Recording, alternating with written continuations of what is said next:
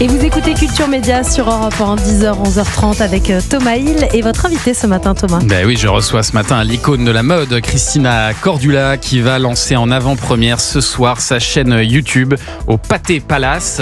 Alors d'abord, avant de parler du contenu de cette chaîne qu'on pourra tous voir à partir de dimanche, pourquoi vous vous lancez sur YouTube ? Parce que c'est un canal de diffusion qui me manquait dans mon carrière, ouais. dans mon, comment ça s'appelle, encore une corde de plus dans mon arc, on dit ça en Ouais, français. c'est ça. Parce que je suis très présente dans tous les réseaux sociaux. Oui. Vous avez 6 millions de personnes qui vous suivent. Oui, à peu près 6 millions de télé. Et je me suis dit, YouTube, c'est une façon, c'est un canal de diffusion à part entière. Et ça fait très longtemps que je voulais le faire. Mais j'avais des autres projets très importants qui me prenaient du temps et YouTube, ça prend beaucoup de temps.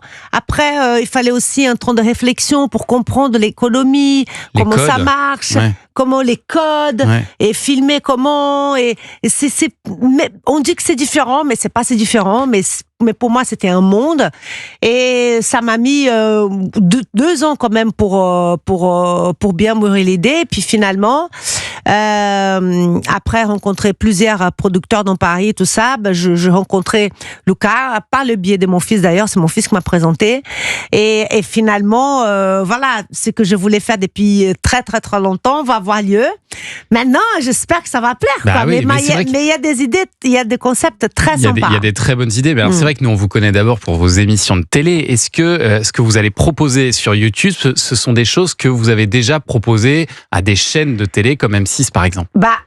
Justement, je suis dans mon ADN, ça sera de la mode, mais il y a des facettes différentes et ils vont découvrir une Christina qu'ils n'ont jamais vue auparavant. J'ai un concept par exemple qui s'appelle le tribunal de la mode. Et ça, c'est quelque chose très 2e degré, très drôle, qu'on parle de mode de chacun, des fashion faux pas de chaque accusé. Les erreurs de style qu'on peut tous faire. Voilà, et puis eux doivent se défendre. C'est très très drôle. C'est dans un décor de tribunal ? C'est dans un tribunal. C'est même pas dans un décor. C'est un tribunal. C'est filmé dans un tribunal. Et donc vous avez des invités comme Adil Rami, par exemple, qui se présente. Voilà, Adil. Je dis Adil, et je suis très dure. Le footballeur. Adil, vous avez commis cette faute. Et donc c'est Adil. Vous êtes la présidente du tribunal. Moi, je suis la présidente. Et Bien puis sûr. J'ai un autre jury à côté de moi, un guest, un invité. Qui est expert de mode. D'accord. Et donc, pour le premier épisode, j'ai Mathieu Bobard-Delière, qui c'est un jeune sur les réseaux, sur Instagram, qui est top, que j'adore. Et sur le 2e épisode, j'ai Mademoiselle Agnès. D'accord. Et on juge le look de chacun, et chacun doit se défendre, comme un tribunal. C'est celui qui a la meilleure défense, qui est acquitté. Donc, à la fin, il y a un acquitté. Mais c'est Adil très, Rami, très par exemple, qui fait jamais de faute de style. il est toujours bien habillé. Il y a eu de gratinage. Parce que vous ressortez des vieux dossiers, vous ressortez des vieilles photos. Oui, on sort des vieux dossiers. Bien sûr. Mais il faut avoir du bagou après. C'est celui qui a la meilleure bagou qui gagne la compétition. Donc il y en a un seul qui va être acquitté. Et les 2 autres sont coupables. Donc ça, c'est une toute nouvelle chaîne YouTube. Et alors, vous partez quand même pas de zéro parce que vous Mais ça, c'est un des concepts. C'est un des concepts. On va parler des autres. Mais d'abord, j'ai vu que vous aviez donc 6 millions d'abonnés sur tous les réseaux sociaux. L'idée, c'est de convertir aussi tous ces abonnés, de les faire venir sur YouTube. Oui, moi, je voudrais que mon audience, il manquait ça parce que je fais beaucoup, je parle beaucoup avec mon audience. Je suis très présente sur les réseaux. Je poste beaucoup de vidéos, des choses comme ça. Là, c'est une façon qu'ils viennent voir carrément une émission différente. Et d'un côté qu'ils ne connaissent pas vraiment de Christina. Donc oui, mon but, c'est qu'ils viennent voir. Mais vous dites aussi que c'est l'avenir de la télévision, YouTube ? C'est comme ça que vous le voyez ? Moi, je trouve que la télé, c'est vraiment pas encore fini. Et d'ailleurs, moi, je suis une fille très télé. Moi, j'adore.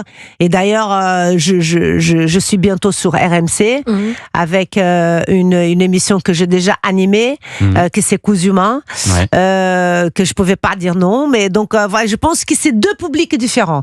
Et pour moi, c'est important, comme j'ai ces 2 publics-là, les jeunes jusqu'aux vraiment les plus âgés, je sais bien d'avoir tout ça, quoi. Et c'est très intéressant pour moi. Et vous allez faire aussi un podcast qui sera présent sur YouTube, qui s'appelle L'habit fait le moine. Ça, c'est vous interrogez un peu le rôle de l'apparence, c'est ça ? Oui, je pose la question à mes invités. Est-ce que l'habit fait le moine pour vous ? Et c'est quoi votre réponse à vous ? Ah bah moi, bien évidemment. Hein. Bien avoue que moi, je trouve que l'habit, ça parle de vous, ça parle de votre personnalité. C'est quelque chose qui vous donne confiance, qui vous fait sentir bien dans votre peau. C'est pas du tout un déguisement ni un effort. C'est quelque chose ça fait tout à fait naturel. Mais et moi, je pensais que les gens pensaient ça. Mais en fait, non. J'ai découvert avec mon podcast qu'il y a beaucoup de gens qui disent, mais absolument pas, moi je vais pas être esclave de la société. Bon, après, on parle, j'explique mon point de vue, ça cause vraiment un débat. Ouais. Ça cause vraiment un débat. Je viens avec des statistiques, j'ai des invités différents, j'ai des invités comme Paloma, celle qui a gagné la première Drag Race. J'ai Absatoussi, j'ai Chirac, c'est une fille qui a un podcast qui parle plutôt de s'assumer en tant qu'avec ses cheveux bouclés et tout ça. Bon, c'est une autre manière de se raconter en fait. Oui, alors c'est une façon de parler de la mode, mais plus sociétale. Aussi, voilà. Ouais. Et alors vous allez visiter aussi des dressings. J'ai vu ça, des dressings de stars. Oui. Alors moi j'aimerais bien visiter le vôtre, Christina, parce que je me dis ça doit être quelque chose, une maison ça doit être entière, spectaculaire. le dressing de Il ressemble à quoi votre dressing à vous? Mais mon dressing, il est vaste, hein. Il est vaste, surtout que j'ai des pièces que je garde parce que c'est des pièces comme j'aime la mode et je donne la valeur à des pièces qui sont incroyables. Vous rangez par couleur, il y a des pépites. par matière. Mais je range par type. D'accord. Le jean avec jean, les pantalons à pince avec pantalons à pince, les vestes avec les vestes, voilà. Okay. Est-ce que vous achetez encore des vêtements? Parce que je me dis que les marques doivent se battre pour vous habiller. Ah merci, mais non, ça se bat pas, mais quand même, oui, j'en ai des vêtements. Alors, je suis pas une shopping addicted. Pas du tout. Vous